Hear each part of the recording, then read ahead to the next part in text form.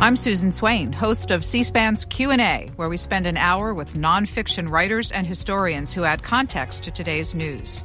This week we hear from first-time author Erin Geiger Smith, whose new book, Thank You for Voting, looks at the progress toward and impediments to full American suffrage as a prelude to the 2020 election.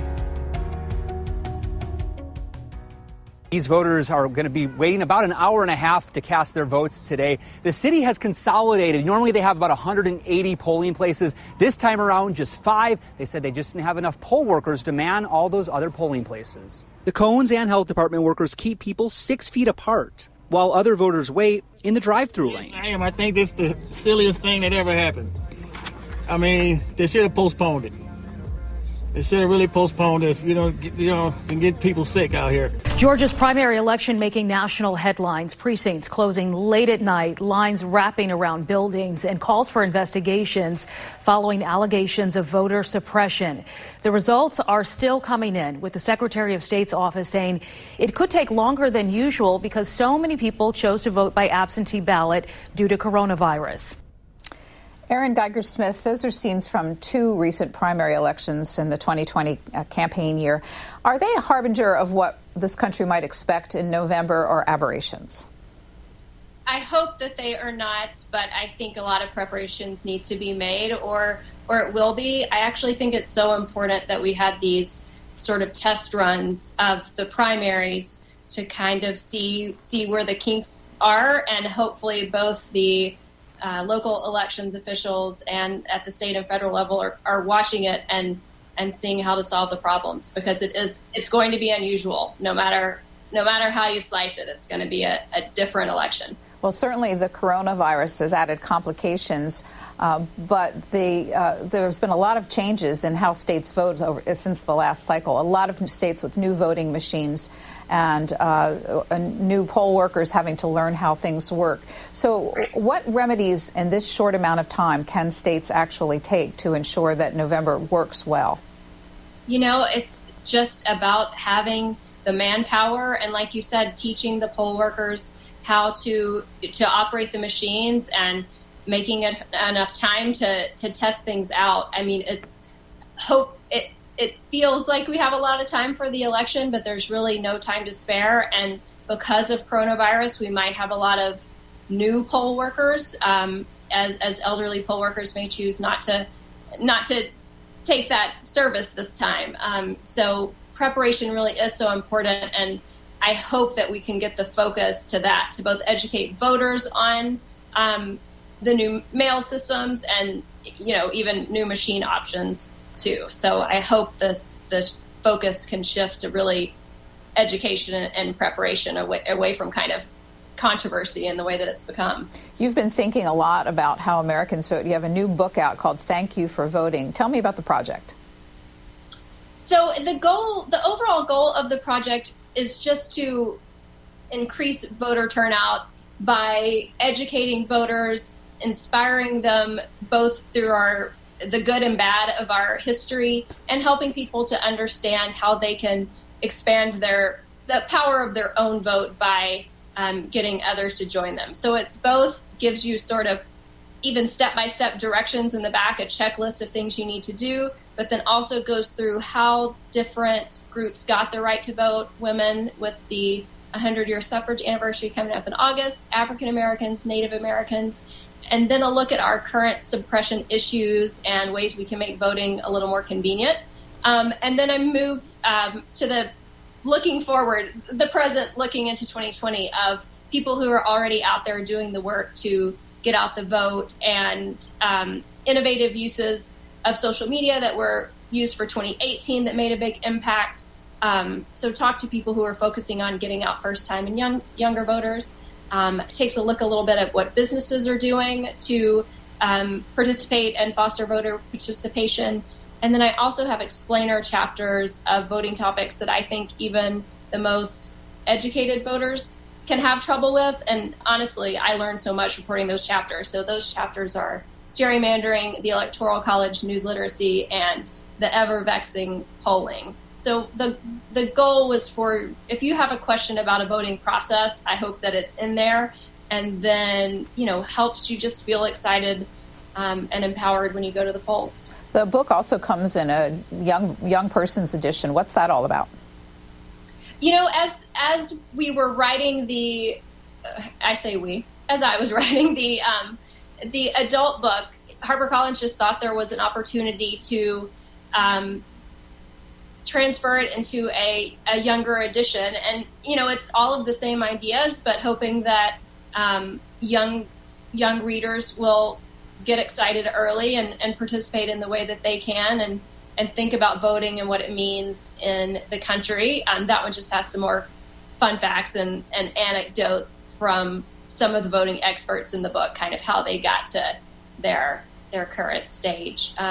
But what I learned doing this reporting was that if you're not taught to vote, you know, when you're younger, if you don't go with your parents, or you're not a member of a church that promotes voting, or just all the different ways that people learn about voting, you really may not understand the importance, you know, when you turn 18 or in your early 20s, and it can be intimidating.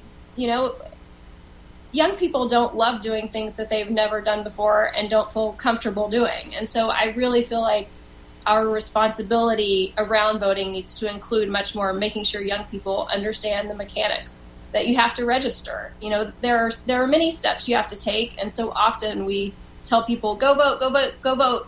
But we don't mention, well, do you need a specific ID for your state? You know, just all of the logistics. I feel like we all, the media and educators and parents, can all do a better job in preparing our young people, because the voter turnout rate among young people is just really low. And, you know, we should want everyone to vote, and we should want people to be lifelong voters. So I hope that that can be a part of the attention of this book, is really educating younger people, because they're passionate about many things. It's not apathy. It's just not reaching the right person to instruct on the right mechanics at the right time. And I think that's something we can improve on. What led you to voting as a subject matter? It's sort of two strings that had to come together. The first was after 2016, just as a reporter. So I should say I'm not a political reporter. I was a legal reporter for a long time, and also write features about entrepreneurs and different trends. And, you know, so politics specifically wasn't ever a strong desire of mine to cover, although I certainly am always a news junkie and follow it religiously. But after 2016, there were just so many questions about the basics, you know, the Electoral College and the popular vote not matching up for only the second time in modern history. I wanted to know more about that because there was so much confusion over polling. I really wanted to understand that better. And then just no matter how I thought about it, what it comes down to is each person showing up and making a call. So I just became interested sort of in the whole subject and was kind of trying to figure out how to work my way into it in a way that I wanted to contribute, I guess. And then I was scrolling Instagram one afternoon, as we are all too want to do, or at least I am. And Reese Witherspoon, the actress Reese Witherspoon, was interviewing the author Ann Patchett. And Anne told Reese that she was writing a book about women and voting. And for some reason, I just thought, that's it. That's the exact sort of project that I would be interested in, something that's a deep dive. And so though I did not know Anne, I had written a lot of stories on books and the business of books for the Wall Street Journal. And so I emailed Anne's publicist and said, you know, if she needs a researcher, I was a lawyer before I was a journalist, so I'm comfortable in all legal aspects. If she needs a researcher and someone to look into doing some background interviews, let her know that I would love to help. And Anne got back to me, and she was interested in my take. And I, of course, was, you know, she's a wonderful author. And so just getting to work near her brain was exciting for me. And so I started it as a research project for her, and continued on that vein. I would choose a topic a month, but it was supposed to be a side project, like really, you know, 20%, if that, of work. I was continuing to write articles, and I just let it take over. I became obsessed. I spent so much time just digging into whatever was that month's topic, whether it was youth voting or African Americans in voting or Native Americans in voting. And at one point, Anne really did say, she was like, I think you may be spending too much time on this. This is a lot of work product. But as it turned out, Anne needed more time, or wanted more time, on the novel she was working on. And at that point, I'd been deep into it for almost a year. And she just called me one day and said, Erin, I think, the timing's not going to work for me to do this. And I think that it's your project and you should take it and run with it. And can you do it? And will you do it? And for, in a moment, even though I was not thinking of it as my book at all, I was like, I'll do it. I was so excited about the prospect of sharing all of this information, honestly, that I said, yes, let's go. And now, nearly a year and a half later, here we are. So that's it. It came about in an unusual way for a book, for sure. But Anne asked me if I would take it over. I, of course, quickly had to decide on an outline and all of the sources. And I had just until then been researching, and so I had to immediately dive in and start reporting, because my version was going to be more reported than Anne's probably would have been. So you're a first-time author, and we are talking to you on your book's official publication day, June 23rd, 2020. So for a first-time author, what is official pub day like? What's it feel like?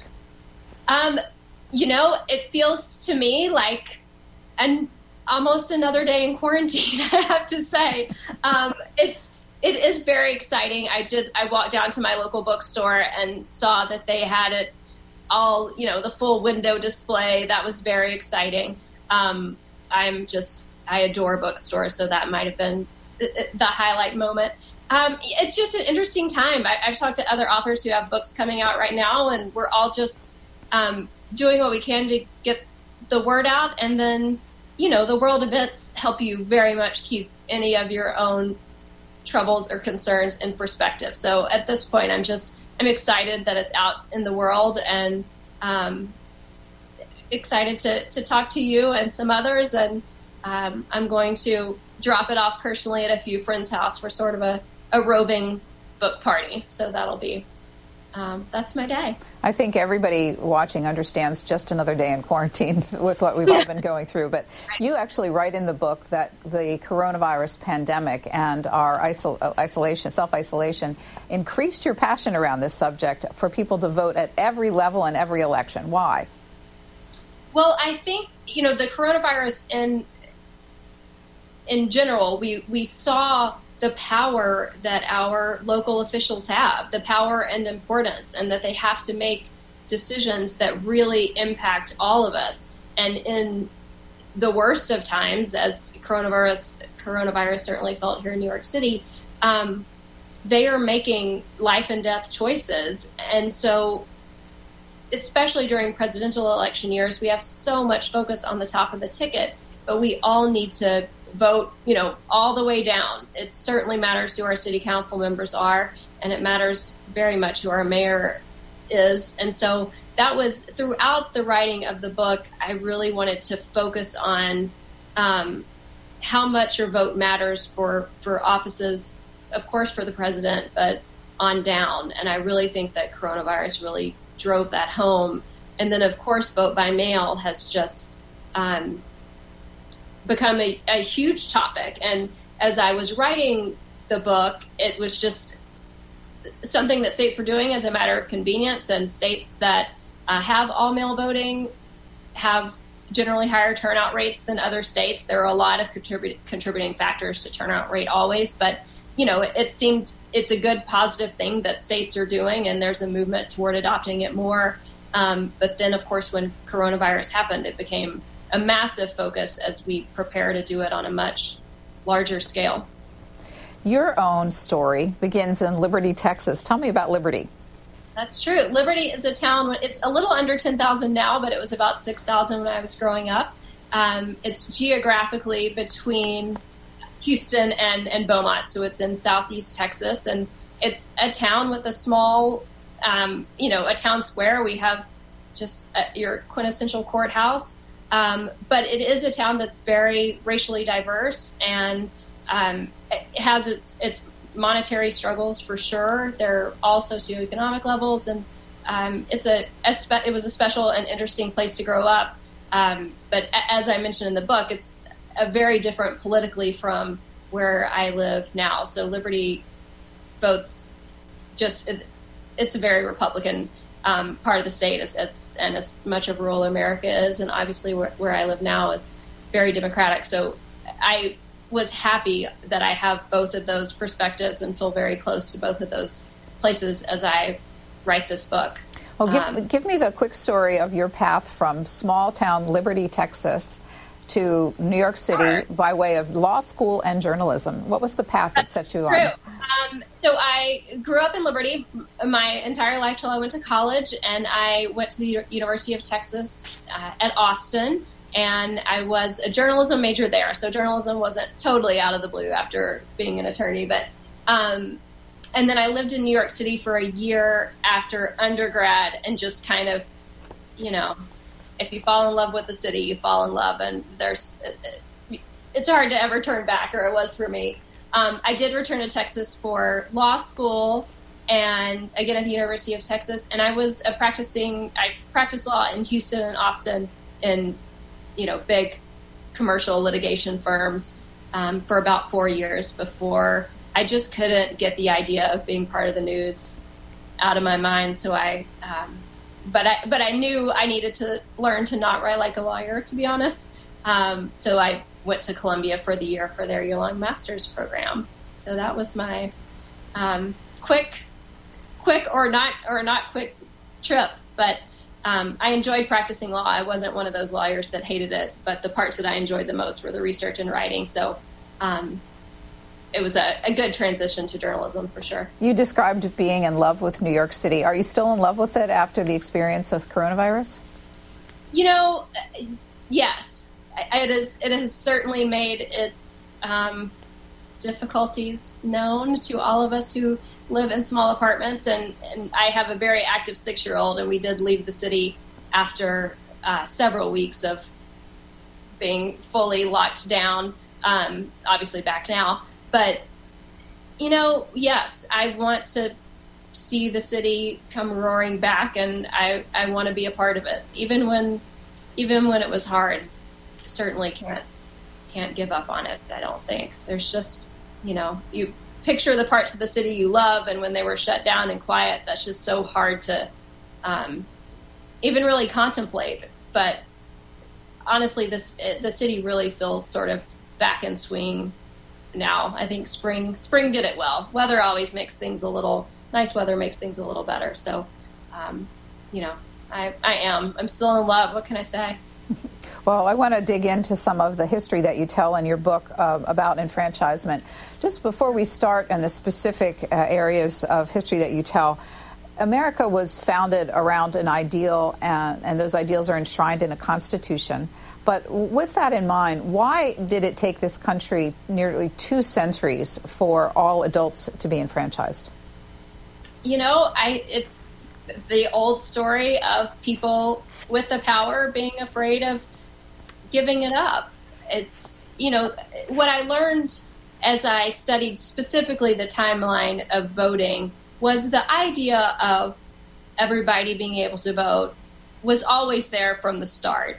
And then at every time it was expanded, there were people who were pushing for it to be expanded a little more. So when the 15th Amendment, which allowed Black men to vote, when that was debated, there were discussions to put in there prohibitions on discriminating on the basis of education or language or things like that. And they didn't make it in. And so we had another decades and decades of things like poll taxes and literacy tests. So, the idea was always there. Our thought of everyone gets to vote that we are so proud of has existed throughout our history, but it just took a really long time to fully grant those rights or admit that citizens of the country already had those rights, which I think is kind of a better way to look at it. It just took the country a really long time to get there. You start out by telling us a little bit more about the history of the African American vote. I want to start this part of our conversation with a recent clip from Atlanta Mayor Keisha Lance Bottoms that went viral after she spoke it on May 29th, 2020. Let's watch. When you burn down this city, you're burning down our community.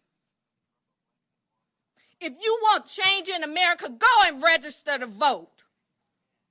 Show up at the polls on June 9th. Do it in November. That is the change we need in this country. What is the recent history of African American turnout in American elections? African American turnout is similar to the way that white Americans turn out. So it was about 60% in the last election, but it does, it goes up and down. For Obama's first term, there was really large turnout, a little less the second term, but still big. And then a lack of African American turnout for Hillary Clinton was considered, part of her downfall. But I think the better way to sort of think about it is all of the barriers that some African Americans face, especially in the South, still when they go to vote. That quote, the speech from the mayor of Atlanta I found it so powerful at the time, and still do. And of course, she's absolutely right. You can't have change without voting. But you understand a little the pushback of, okay, we've voted and we're not seeing enough change. So I do think any conversation now needs to fully admit that voting has to go with other policy changes, but you can't have the policy changes often without the voting. So voting is not the only solution by any means to our country's issues with systemic racism, but it's a huge part of it. And then I thought what was so interesting that kind of turned out from both the Atlanta mayor's calls to action, and then President Obama talked about voting later, and then LeBron James just in the last few weeks kind of pushed back a little that voting isn't enough, but he is starting an organization that not only educates, his focus I believe is going to be on educating young Black Americans to vote, but also at the same time tries to tackle current suppression issues. So I do think we need to think of all those as going hand in hand and really admit where our faults still are in the system. Suppression doesn't look like it did in the days of Jim Crow laws, where there was just an absolute, no, you can't vote, or something like a literacy test that was impossible to pass. Those were pretty blatant.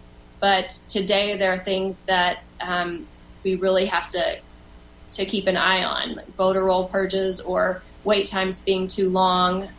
That's what in Georgia we just saw in the last primary, just terribly long lines. And some of that a lot of it was from a lack of preparation. Whether that lack of preparation had ill intent or not, the same effect was people had to wait too long to vote. And there are many people who simply can't wait 7 hours to vote.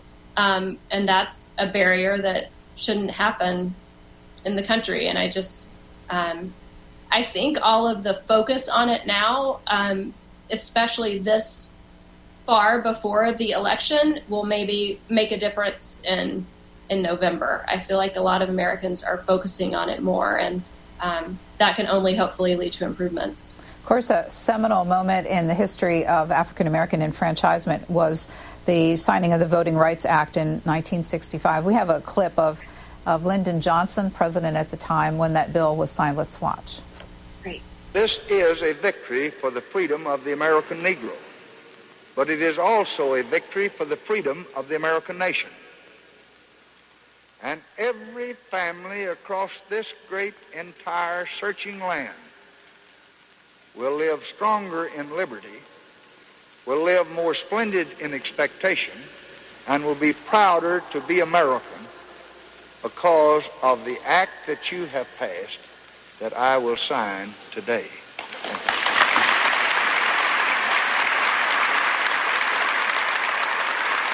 That scene in the rotunda of the Capitol. Erin Geiger Smith, the Congress wrote the law and so that it would have to be renewed at right. intervals. What was the thinking behind that? The thinking was twofold. One, that if all of a sudden the country no longer needed those federal oversight of states with discrimination issues, if it was no longer necessary, then it could expire, and then it was to pacify those who didn't, weren't so much interested in the Voting Rights Act lasting forever. It kind of gave them some cover too. So it was both to, in case the country turned itself around fully and it was no longer necessary, and then also so those who didn't want it might have a chance to not vote for it when it came up for renewal. One of the presidents who enthusiastically signed a renewal of the Voting Rights Act was Ronald Reagan in 1982. In general, when Congress has had to debate the reauthorization of the VRA, what has the tenor been like in those debates? Is this always a divided conversation? Well, it almost always seems very divided in the background. In public, people aren't likely to say that people don't need the right to vote and we shouldn't protect it. I always find that the sort of soaring rhetoric that's used when it is signed is how we like to think about ourselves and kind of what goes on in the background of maybe trying to chip it away. That happened nearly every time it was time to renew. But ultimately, Congress and, whoever was president at the time felt like renewing it was, whether politically important or just important, it was always renewed. And sometimes it was a lot of back and forth and maybe a little congressional backstabbing. Sometimes things were called compromises that didn't necessarily seem that way in the end. But I do think it's important to just realize that no matter how ugly it got in the back, the final decision was always that we need this and we couldn't turn our back on it. So I think understanding both sides of those coins, that people did want to chip away at it every time, but that in the end, it was renewed and often strengthened through the Obama administration. Earlier, you made reference to also looking at the history of Native American suffrage. What's the story regarding that? What's the brief story on that? It's Native American history is all very difficult in our country's history, and voting is no different. I mean, for so long, the conversation was whether Native Americans or indigenous peoples would be citizens. And that citizenship discussion lasted a long time. And then once citizenship was determined, then it was, well, if Native Americans live on reservations, should they still be able to vote? And it was into the 1950s before every state allowed Native Americans to vote, no matter where they lived. We always hear about, that they don't pay enough taxes. That was a argument that went for a really long time. But what's sort of still interesting about that history, they had to, Native Americans fought in American wars and then had to come back like African Americans had as well and argue for the vote even after they had fought for the country. So it really is a tough history. And even today, to go back to the Voting Rights Act, scholars who look at the number of cases filed either on behalf of Native Americans or that directly impact their voting rights, they have just a very high success record in cases like the closing of polling places or how local officials are elected. And as one of those scholars pointed out to me, the fact that their success rate in those cases are so high really shows that, we're still sort of putting up barriers for that Native Americans have to have to jump to be able to vote. This August, the country will mark the 100th anniversary of the ratification of the 19th Amendment, giving women the right to vote.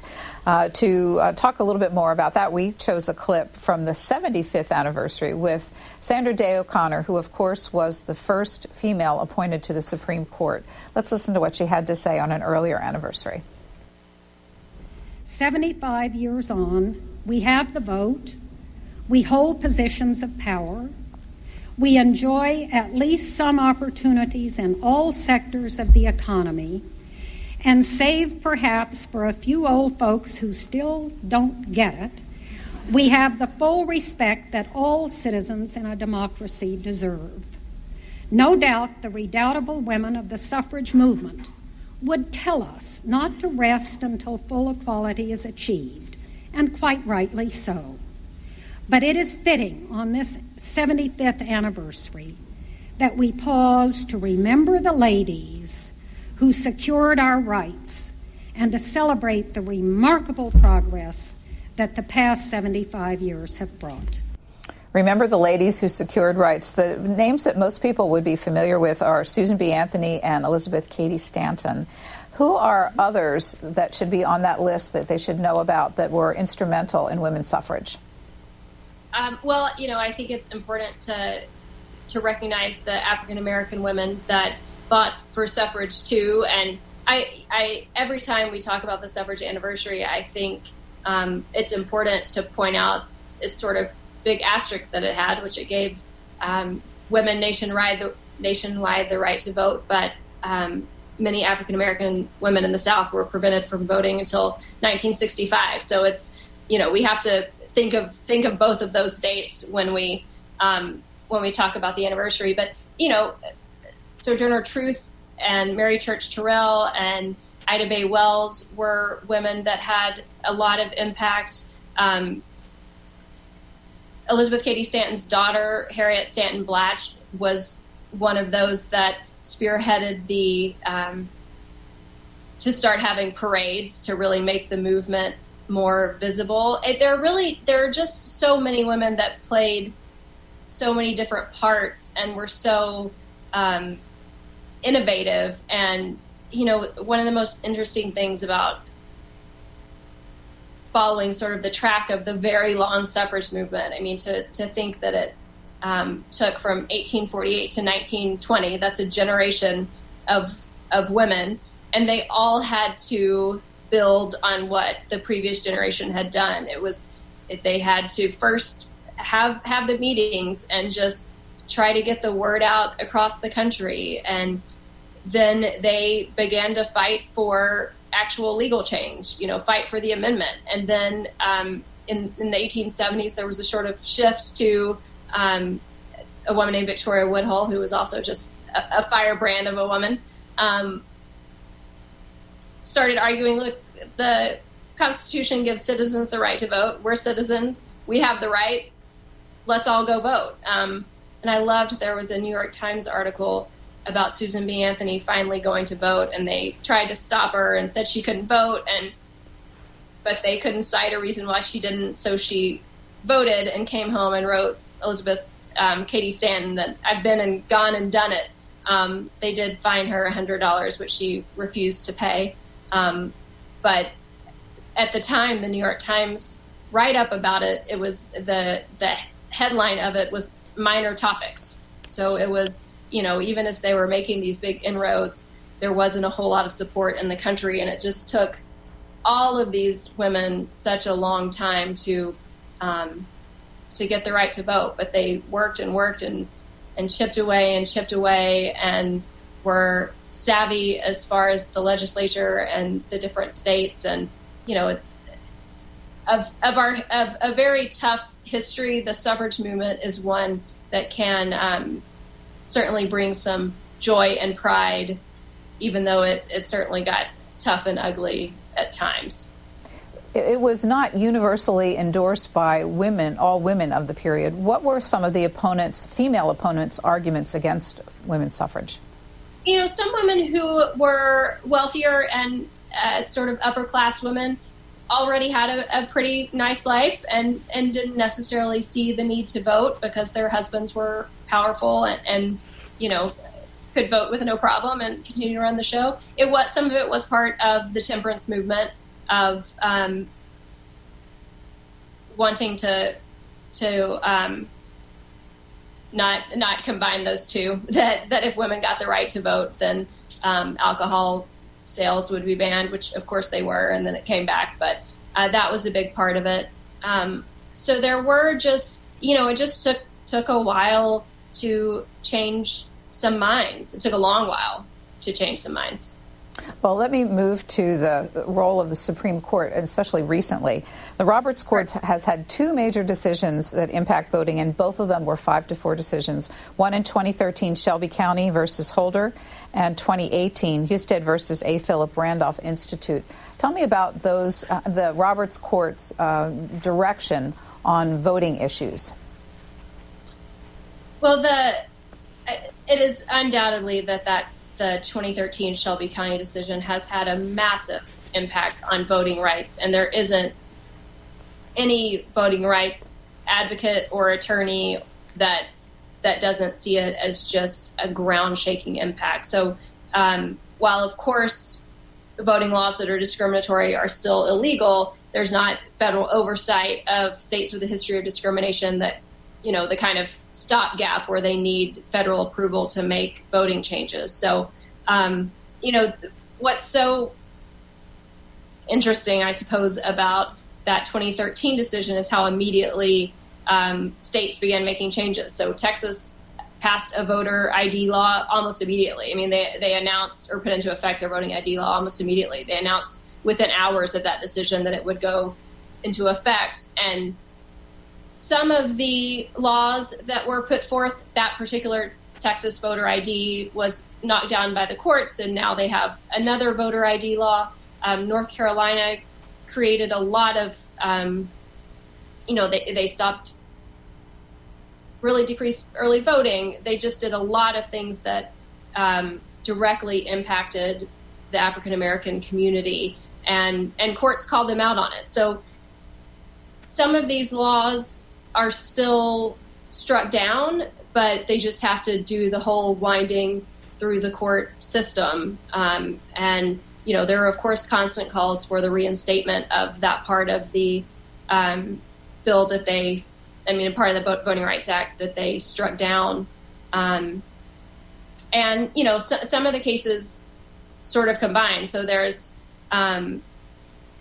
a few years after 2013, there was a decision that allowed states to strike voters from the voting rolls if they hadn't voted in the last two federal elections and didn't respond to, a postcard saying, you haven't voted lately, do you still want to be registered? And that sort of thing has led to what people like the League of Women Voters say is some of their top concerns right now are these aggressive purges of the voter rolls that do seem to, it's how exactly all of it comes together there's a myriad of ways, but the main sort of studies show that the voter roll purging happens more aggressively in states that have a history of discrimination. So, again, that's just one of the barriers. If you think you're registered, but you show up to vote and you're not, especially if you're in a state that requires 30-day voter registration, you won't get to vote, and you probably fully expected that you were. So it's all of those things that came from that 2013 Shelby County decision that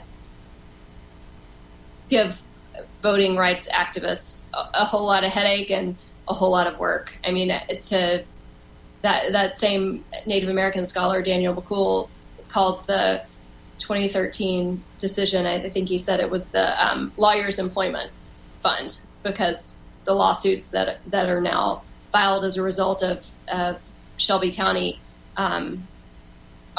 they feel nearly endless, to be honest. Let's put a still on screen to look at how voter turnout actually has happened in the United States over the past couple of elections. In 2012, 58.6% of all eligible voters. That's what these numbers are. 2014 off-year election, 36.7. The 2016 election, 60.1, and 2018, another off-year election, but much higher at 50% of all eligibles. How does the United States turnout compare with other Western democracies? How well do we do? We don't do great. I'm sorry. I'm sad to report that we don't have a lot of bragging rights there. There are countries that have as high as 90%. Some of those countries do require voting is a requirement, but the penalties are pretty low. I don't really think it's a fear of breaking that law that get people to the polls. But it's something that we should do better on. There's just no doubt about it. We should do better, and we should all want to do better. And that's sort of in the book why I wanted to take the stance, which I really believe of, this should not be a partisan issue. We should want everyone in our country who's eligible to vote, and we should make it as easy and accessible for them to do so. There's no reason to make voting difficult. We like to think of it as a privilege, and we're lucky to, of course, live in a democracy, but in our democracy, voting is a right. And I hate the politicization of things that are just making voting more accessible. I find it very frustrating, and I think it's a flaw in the way that our politicians think about things. I just don't think we should be politicizing having longer early voting periods, or mail-in voting is another thing that's obviously become highly politicized. And I just wish that wasn't the case. That may seem very optimistic, but most Americans believe that the voting is a fundamental part of our rights, and I feel like if we all thought about it more in that way, and then carried it out to, all right, if it's fundamental, what do we need to make everyone be able to do it? So that's, I don't know. I'm on such a soapbox of the politicization of this, because I think it's unnecessary, and that it hurts things like our turnout. You mentioned earlier that youth turnout has waxed and waned from election to election. Young viewers may not realize that the right for 18-year-olds to vote is relatively recent. President Nixon signed it into law in 1971. And it was, again, a constitutional amendment. That's interesting part of the history, the quickest ratification ever of a constitutional amendment. Here's a bit of Richard Nixon about the 18-year-old vote. Well, it's a very great privilege to welcome this very exciting group to the White House on the day that we celebrate our National Independence Day.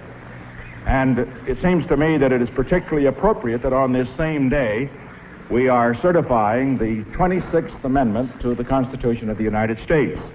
That amendment, as you know, provides for the right to vote of all of our young people between 18 and 21. 11 million new voters as a result of this amendment that you now will see certified by the GSA administrator. So why does the youth vote wax and wane? What gets young people to the polls? Oh, I mean, that is the million-dollar question that everyone's been trying to answer since that Nixon speech.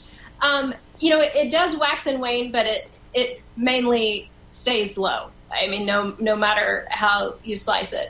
A lot of people think it's because currently, because we lack sort of civics as the way that might have been taught in the 50s and 60s and into the 70s. There is less of a focus on that now, so that's a reason. But what I kind of kept coming to was, since we can't identify an absolute reason other than a lack of education, we just need to do everything we can to try to get them out there. And one of the most heartening parts of reporting this book was seeing young people that are doing this work. So it was just after the Brett Kavanaugh confirmation hearings, which any way one looked at it, it felt like an ugly week in the country. Whatever side you were on, it wasn't a pleasant experience, I don't think. And I flew from watching those to sunny Los Angeles and a conference of the actress and activist Yara Shahidi, who had gathered young activists from all 50 states. They were active in different, some cared about the environment, some cared about LGBTQ rights. Some were just great speakers, who wanted to be involved.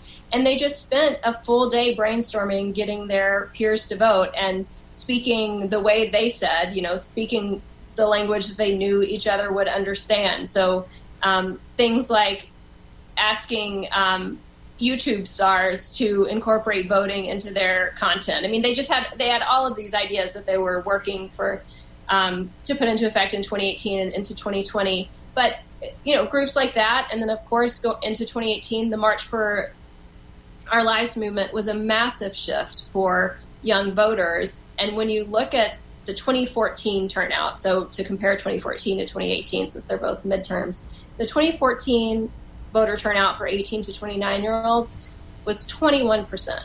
I mean, it's just, that number is terrible, 21%.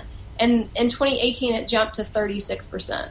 So that is just a huge leap that I really do think is because of, the politics that were going on at the time, certainly climate change and school violence and shootings in schools are something that impact young people, even more directly than we can understand, especially the school shootings. And those movements and a focus on registration and showing up really did have an impact. And it's not that people haven't been trying for a long time. Rock the Vote was founded, I believe, in 1980, and it's a wonderful organization that continues. So it's not as if trying to get the youth out is a new thing, but there really is a lot of indications from 2018 that this really could be a shift and a breakthrough. So it's really hopeful going into 2020. Coronavirus has harmed voter registration efforts because so much of that is still done in person at things like concerts and churches and even high school graduations. So it's going to be a little interesting to see how that shakes out registration-wise this year. But those groups are hoping to catch up and are finding innovative ways to, Michelle Obama's organization had a massive couch party where people could sign up to call people to register to vote or text. So the youth voter turnout in our country is just tough and something we need to do better about, but there is positive movements. And it's not just huge organizations like Michelle Obama's When We All Vote. There's a lawyer in California who, a practicing attorney, certainly an educated woman who was shocked to learn that she didn't realize that Californians could pre-register to vote when they were 16 or 17. So a lot of states have the option of you can register well before you're 18. So when the time comes around, you're just, your first election after 18, you're ready to go. And she realized that was a law that she didn't know about until her daughter was old enough. And she started looking at other states, started looking at how those states got the word out, how schools could get the word out. And within a couple of years, she now works with teachers and students in 25 states to help students register each other. So that's a big movement, too, that's going on, is to have high school students be trained on how to help their fellow students register. And, there's wonderful things that these high school groups do. They might challenge their rival school to see what type of registration they can get. And, those grassroots movements can really matter, and certainly they can matter on a local level. Are these efforts bipartisan? Most of them are, yes. Some do lean one way or the other, but most of these are definitely bipartisan. And any organization that goes into a school, just by nature, it's very important that they work in a bipartisan way. So it really is just about everyone that I spoke to that does the work, especially in schools, talks about how careful they are to, they'll describe what the primary system means and what registering as one party or the other might mean as far as the mechanics of it, and then otherwise just try to send them to information that might help them decide which one they are. But it's they really try to be very careful in just talking about registering specifically, which is what companies that are involved do as well. A lot of the get out the vote efforts are nonpartisan. Certainly, each party has their own as well, but many options out there. If that's a concern for people, they're nonpartisan. And the League of Women Voters is nonpartisan, and it does not only registration and education work, but also, fights so many of the voting rights lawsuits throughout the country. So there are nonpartisan organizations, large and small, that are doing this work. So to remedy a number of the concerns that people have had in addition to the coronavirus, exacerbated by the coronavirus, mail-in voting is getting an extra special look at this year, and states are considering converting some of their rules, relaxing some of their rules regarding it. President Trump, of course, has been very vocal about his concerns about mail-in voting. Let's listen to him in one of his recent comments about it. We had 7 elections for Congress, and they were like tied, and they lost every one of them because they came and they dropped a whole pile of ballots on the table. But you don't think they rip them out of mailboxes? It's all the time. You read about it. You can read about it. Take a look. They do worse than that. In some cases, they won't sell them, like to a Republican community, a conservative community. They don't happen to send the ballots to those communities. And if you just use common sense, that's going to happen. But they raid the mailboxes. They can even print ballots. They get the same paper, the same machine, nothing special. They get the same paper, the same machine. They print ballots, and Bill would have to do a great job to catch them doing it, or your state authorities would have to. But you have tremendous potential, and you have tremendous fraud and abuse, but you have tremendous potential for fraud and abuse. So 5 states currently send every voter in their state a ballot: Colorado, Hawaii, Utah, Washington, and Oregon. Other states have varying rules about requesting them and needing an excuse or not. But those 5 states, if we zero just on them, what has their experience been? Is there widespread fraud and abuse of the mail-in voting system? There just isn't. There is not. When I hear President Trump's comment on it, it's so hard to know even where to start, because I feel like that puts such terrible information out there. There just is not any sort of widespread problem with fraud in the states that use vote by mail. There are so many safeguards.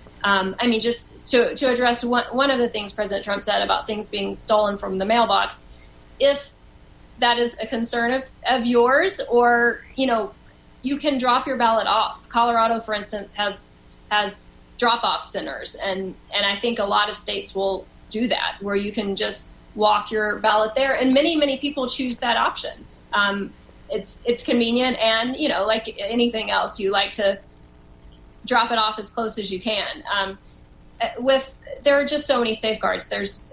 You have to, the signature on the outer envelope of your ballot usually has to match the signature on the voter roll.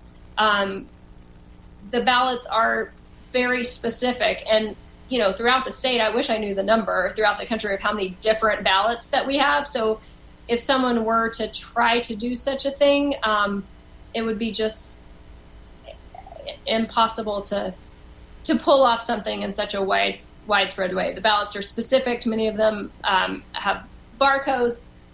It's just vote by mail in the states that have used it.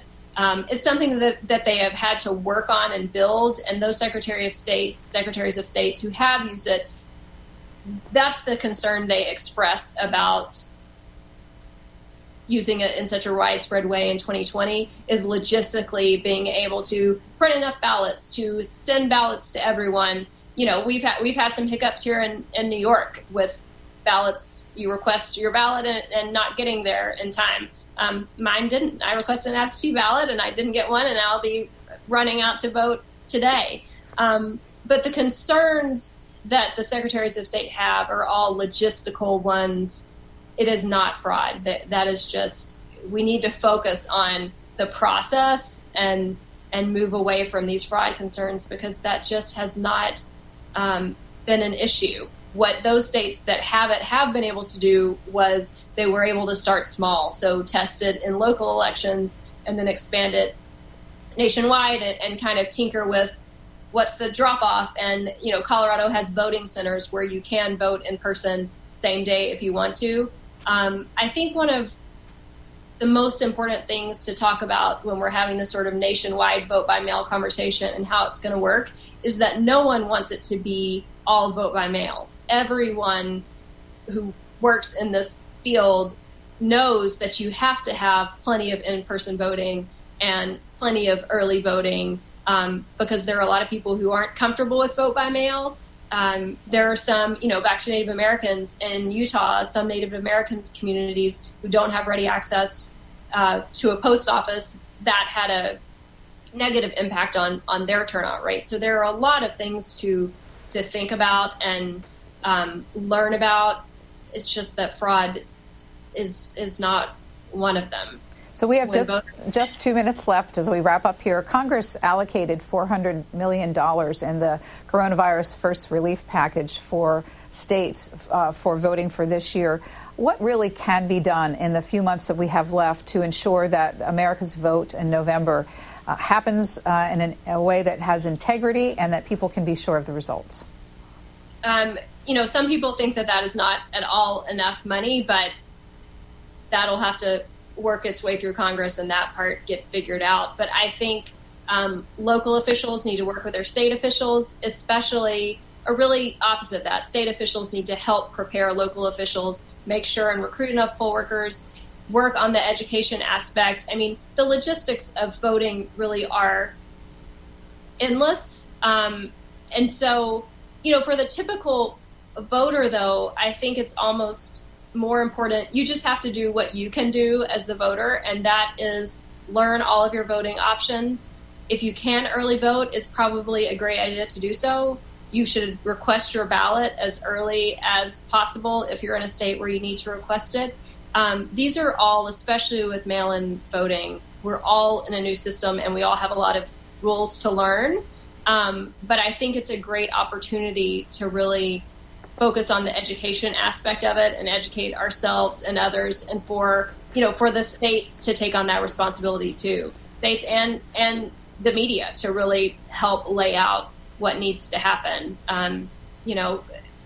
There isn't so much an individual voter can do to make sure that their county elections board has it pulled together, although feel free to call and volunteer to be a poll worker. It's not even volunteer, it's a paid position. So I think we just have to all keep abreast of the many, many factors that are playing into it, and then make sure we do our individual part to get ourselves out to vote and get others out too as well.